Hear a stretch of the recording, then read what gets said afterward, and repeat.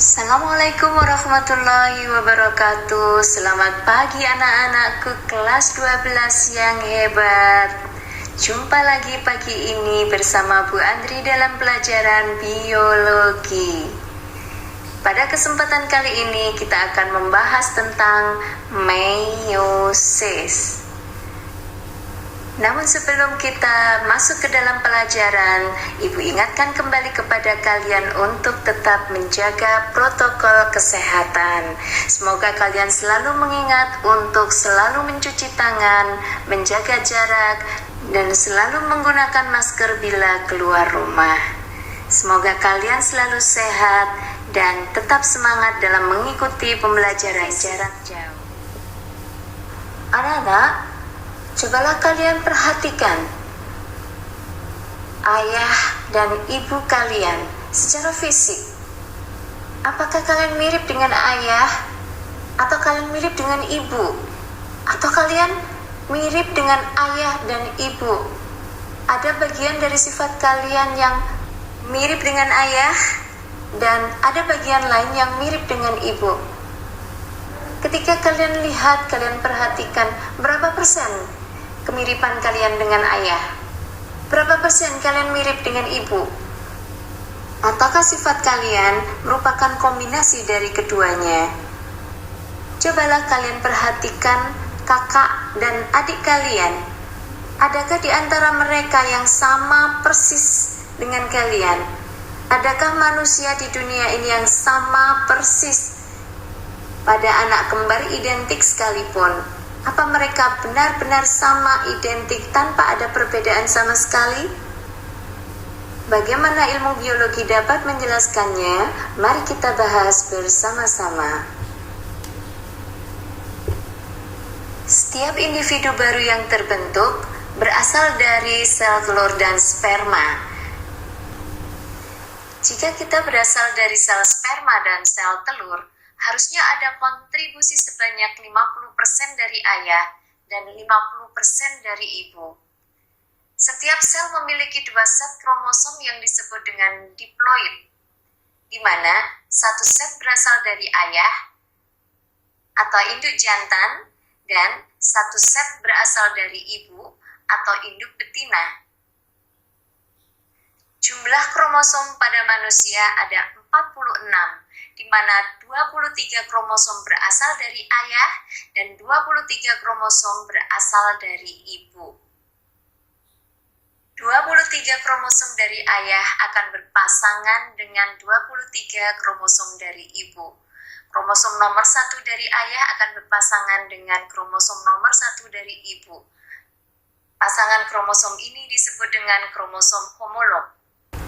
Variasi yang muncul pada individu baru terjadi karena adanya kombinasi antara 23 pasangan kromosom ini.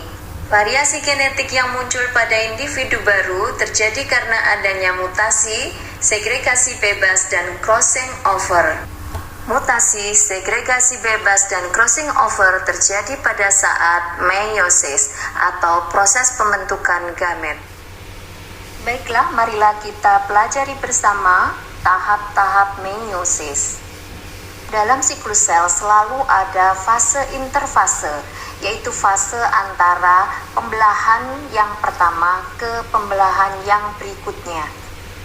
Meiosis terjadi segera setelah interfase selesai, di mana kromosom diploid telah melakukan proses replikasi, menghasilkan sel dengan kromosom diploid ganda. Replikasi DNA terjadi selama fase S dalam fase interfase. Setelah proses meiosis selesai, akan dihasilkan 4 sel anak yang masing-masing memiliki jumlah kromosom haploid. Proses meiosis pertama dimulai dengan fase profase pertama. Meiosis 1 dimulai dengan adanya penebalan kromosom dan hilangnya membran nukleus. Sentrosom yang telah mengalami duplikasi sejak awal meiosis memisahkan diri ke kutub yang berlawanan dan membentuk benang-benang spindle. Pada awal profase, kromosom diploid ganda membentuk formasi bivalen atau formasi tetrad, sebagaimana tampak pada gambar. Struktur bivalen disebut juga dengan formasi tetrad karena terdiri dari 4 kromatid yang berjajar. Formasi ini memungkinkan terjadinya crossing over antara kromosom-kromosom yang homolog. Ujung kromosom yang berdekatan dapat saling bersilangan dan patah. Kemudian masing-masing patahan akan dapat bertukar satu sama lain. Dan inilah yang dimaksud dengan crossing over. Selama proses meiosis, benang-benang spindle akan memegang erat kromosom pada bagian kinetokor dan mengendalikan gerakan kromosom. Pada fase prometafase, benang-benang spindle akan mempertahankan struktur bivalen dan memegang erat kromosom pada bagian kinetokor. Pasangan kromatid yang masih berhubungan pada bagian kinetokor akan ditarik ke arah yang berlawanan, masing-masing ke kutub yang berbeda. Metafase pertama ditandai dengan kromosom berjajar pada lempeng metafase. Yang sangat penting diperhatikan di sini adalah struktur bivalen berjajar di sepanjang lempeng metafase. Berbeda dengan metafase pada mitosis, di mana pasangan kromosom tunggal berjajar pada lempeng metafase. Tahap anafase yang pertama ditandai dengan pemendekan kinetokor mikrotubul yang mengakibatkan pasangan kromosom homolog berpisah dan bergerak ke arah kutub yang berlawanan. Ketika pasangan kromatid mencapai kutub sel, maka mereka akan melepaskan diri dari benang-benang spindle dan membran nukleus mulai terbentuk kembali. Selanjutnya alur pembelahan terbentuk dan terjadilah sitokinesis atau pembagian sitoplasma sel dan menghasilkan 2 sel yang masing-masing memiliki kromosom haploid ganda. Sampai di sini proses meiosis tahap pertama selesai. Dan setelah beberapa saat tahap interkinesis, maka 2 sel anak akan bersiap-siap untuk melakukan pembelahan tahap kedua yang dikenal dengan meiosis tahap kedua. Tahap-tahap meiosis kedua sama dengan tahap-tahap pada meiosis pertama melalui tahapan profase, metafase, anafase, dan telofase. Dimulai dengan tahap profase yang kedua. Kromosom menebal kembali dan membran nukleus menghilang. Selama prometafase kedua, sentromer membelah dan menuju ke arah kutub yang berlawanan, membentuk benang-benang spindle. Pasangan kromatid menempel pada kinetokor mikrotubul. Dalam posisi ini, pasangan kromatid akan siap dipisahkan dan ditarik ke kutub yang berlawanan. Pada metafase kedua, pasangan kromatid telah berjajar di sepanjang lempeng metafase. Setiap kromatid akan ditarik menuju ke arah kutub. Selanjutnya, kromatid akan berpisah dan bergerak menuju ke arah kutub yang berlawanan. Pada fase ini disebut dengan anafase kedua. Selanjutnya adalah telofase kedua, di mana membran nukleus kembali terbentuk dan kromosom kembali menipis. Proses berlanjut dengan terbentuknya alur pembelahan dan proses sitokinesis atau pemisahan sitoplasma dan dilanjutkan dengan pembelahan sel. Setelah proses sitokinesis selesai, maka proses meiosis berakhir dan terbentuklah 4 sel yang haploid. Jadi dapat disimpulkan di sini bahwa proses meiosis dimulai dari induk sel yang diploid menghasilkan 4 sel anak yang haploid. Demikianlah anak-anak, setelah kita mempelajari tentang tahap-tahap pembelahan meiosis, maka dapat disimpulkan bahwa proses meiosis ini sangat penting dalam proses penurunan sifat dari induk kepada anak.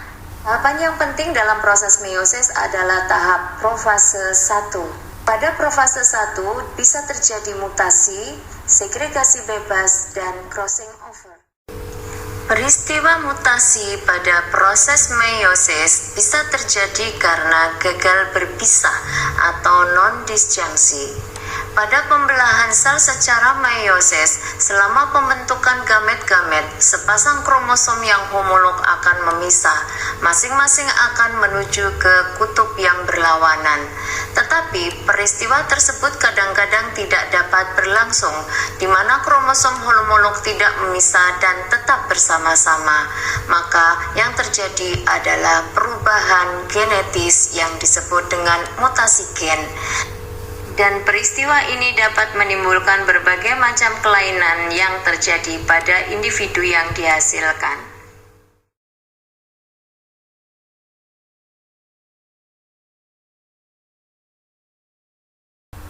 Crossing over yang terjadi di antara kromosom-kromosom yang homolog akan menghasilkan rekombinasi genetik. Crossing over seringkali terjadi selama profase 1 meiosis, di mana kromosom-kromosom homolog saling berdekatan membentuk formasi tetrat. Berikut ini adalah pasangan kromosom homolog pada profase 1. Gen A besar B besar dan B kecil A kecil yang telah mengalami proses penggandaan membentuk formasi tetrat.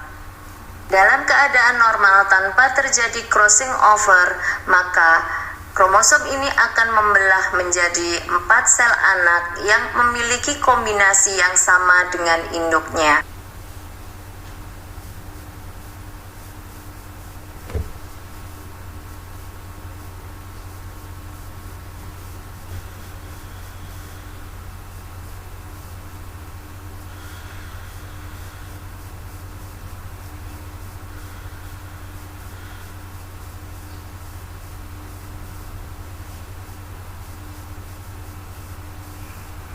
Jika terjadi crossing over di mana ujung-ujung kromosom yang berdekatan saling melekat dan patah, kemudian masing-masing patahan saling bertukar, maka akan dihasilkan kombinasi genetik yang berbeda.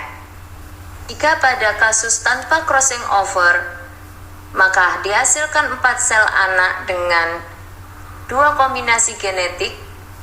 Ketika terjadi crossing over, maka dihasilkan 4 sel anak dengan 4 kombinasi genetik. Segregasi bebas.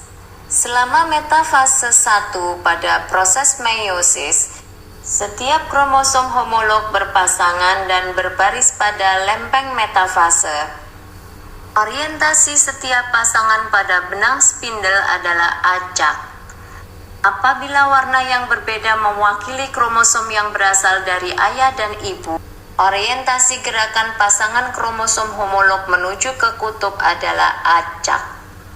Sebagai simulasi, jika terdapat 3 pasangan kromosom homolog yang berasal dari ayah dan ibu, maka akan didapatkan sejumlah kombinasi dengan rumus 2 pangkat N, di mana N adalah jumlah pasangan kromosom homolog. Jika pada contoh ada 3 pasang kromosom homolog, maka 2 pangkat N hasilnya adalah 8, sehingga ada 8 kombinasi variasi genetik yang mungkin muncul. Sekarang Anda dapat menghitung berapa variasi genetik yang mungkin muncul pada manusia yang memiliki 23 pasang kromosom homolog. Demikianlah anak-anak, kita pada hari ini telah mempelajari betapa pentingnya proses meiosis dalam penurunan sifat pada individu berikutnya.